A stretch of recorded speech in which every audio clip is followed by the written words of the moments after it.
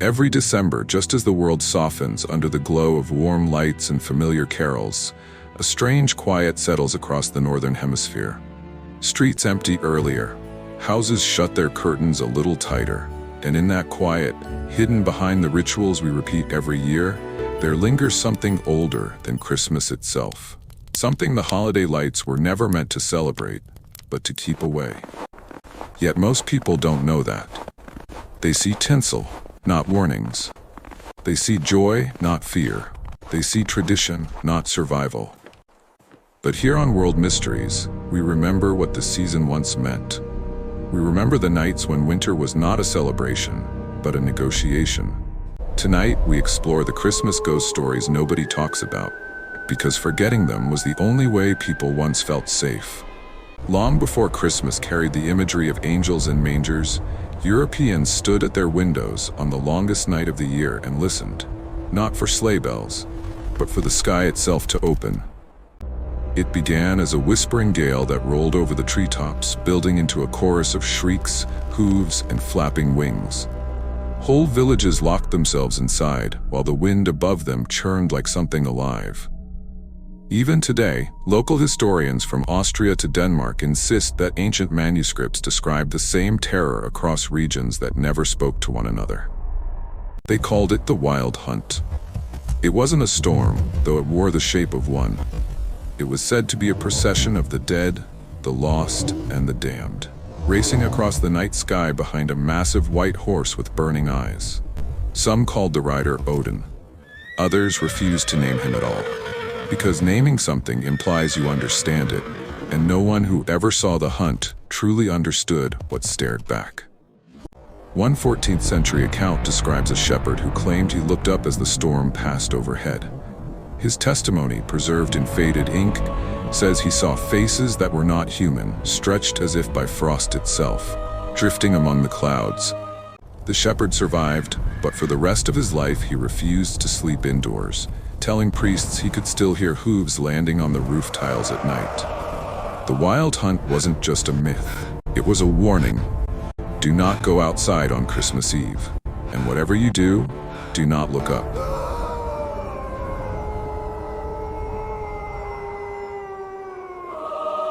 But while the hunt roamed the skies, something else walked the earth itself. In fragments of winter folklore across northern England, hidden in church archives and handwritten diaries, there are repeated references to an unnamed figure who traveled from home to home during the 12 nights of Christmas. Most called her the Yule Crone, though no one dared speak the name after sundown. She wasn't seen entering houses. People simply woke up and she was already there, standing beside their bed, unmoving, watching. Her face was always described differently, as if those who saw her couldn't agree on what they had witnessed. One said her eyes were sunken pits. Another said her mouth was sewn shut. A third claimed she had no face at all until moonlight hit her, and then the face was his own looking back at him. In her hand she carried a long iron nail, cold enough to leave burns without heat. Folklorists believed she appeared in messy, neglected homes to punish laziness. But historians noticed something darker. Every recorded sighting occurred in houses where someone had died unexpectedly in the cold months just before Christmas. She wasn't a judge, she was a collector. And whatever she was collecting, you never wanted it to be you. One London archivist found a chilling detail in an 1811 farmhouse logbook. A single frost-bitten footprint was discovered on the ceiling, directly above the bed of the youngest daughter.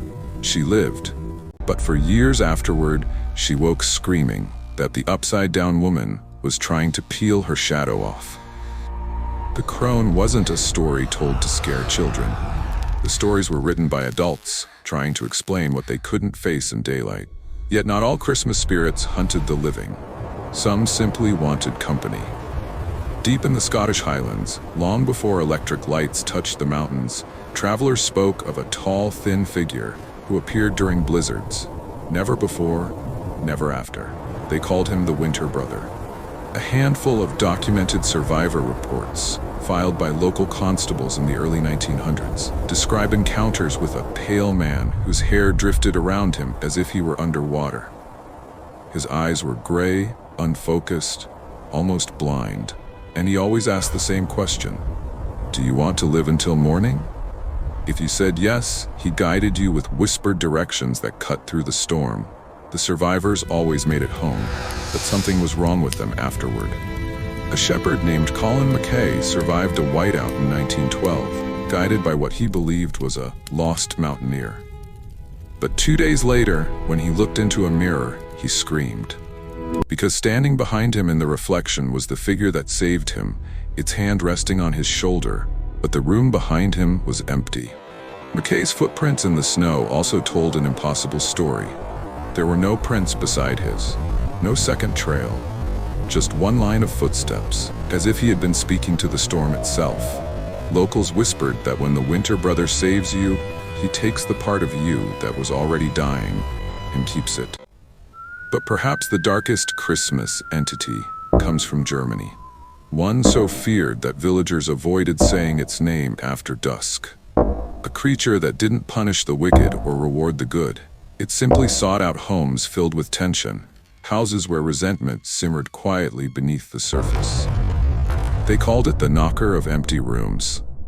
Tradition said the first knock was soft, almost polite, a faint tapping in the air of a hallway that made families pause mid-conversation. But the second knock was closer. The third, closer still. The knocking didn't come from doors or walls. It hovered in the space between. A 1928 police report from Bremen, still unsolved, describes a winter night where a family of 5 claimed they heard knocks circling their dining room table. Objects trembled as each knock passed. The father dismissed it as pipe shifting until one knock brushed so close to his ear that he felt the air move. That same night, their eldest son vanished. His chair was found toppled backward, but there were no footprints in the snow outside. The only mark left behind was a faint drag along the wooden floor, impossible to distinguish between a boot sole or fingers. Weeks later, a neighbor reported seeing a burlap sack near the tree line behind the house. It twitched once, then lay still. When authorities arrived, nothing was there but an imprint in the snow shaped unmistakably like a curled human form. Whether the knocker took the boy, no one knows. But the Bremen family moved away before spring, leaving their home boarded up. And for decades afterward, locals refused to walk past it after sundown, swearing they heard knocking from inside the abandoned rooms. The knocker didn't punish evil. It punished silence, the kind families keep when they pretend everything is fine. But not every spirit of the season brings terror. Some test us. Across Appalachian folklore, a figure appears again and again in letters, journals, and oral histories spanning over 2 centuries. The Christmas visitor. She arrives on Christmas Eve, barefoot in the snow, wearing a thin gray dress. Her hair hangs wet over her shoulders, even when the night is dry. She knocks once, only once. If you invite her inside to warm herself, she leaves a gift: a glowing coal, a folded cloth, or a carved wooden star. Those who welcome her experience unusual fortune the following year: recovered illness, unexpected harvest, or safe childbirth. But if you refuse her, if you close the door on her cold face, your fire burns blue the rest of the night. The wind outside begins circling your house, and in the morning, a perfect ring of ash appears on your doorstep, shaped like a woman kneeling. One entry from an 1887 family Bible reads, "We turned her away. The baby cried all night at the empty fireplace, and though the storm left no snow, we found her footprint on the roof."